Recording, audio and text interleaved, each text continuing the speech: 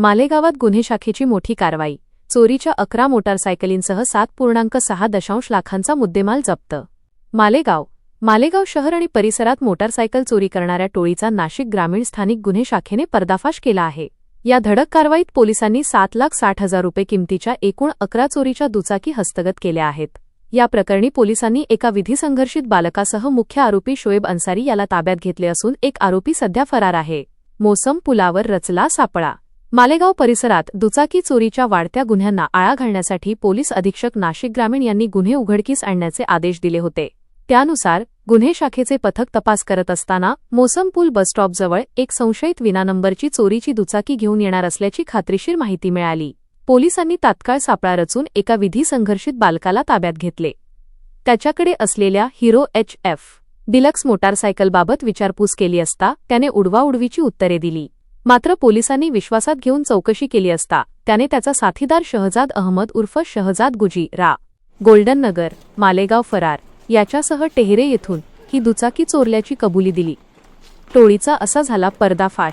ताब्यात घेतलेल्या बालकाने अधिक चौकशीत सांगितले की त्यांनी मालेगाव शहर व ग्रामीण भागातून एकूण 11 मोटारसायकली चोरल्या असून त्या विक्री करण्यासाठी शोएब अन्सारी फैयाज अहमद उर्फ पाप्या चोरवा वय 31 रा जाफरनगर मालेगाव याच्याकडे दिल्या होत्या.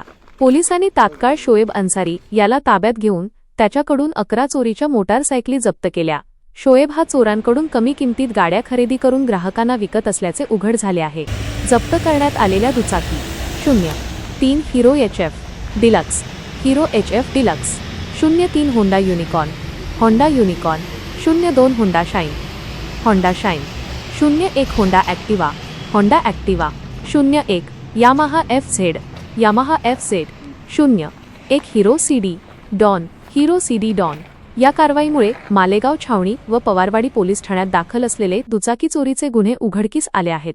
आरोपी शोएब अन्सारी याला मालेगाव छावणी पोलिसांच्या हवाली करण्यात आले असून फरार आरोपी शहजाद गुजी याचा पोलीस कसोशीने शोध घेत आहेत.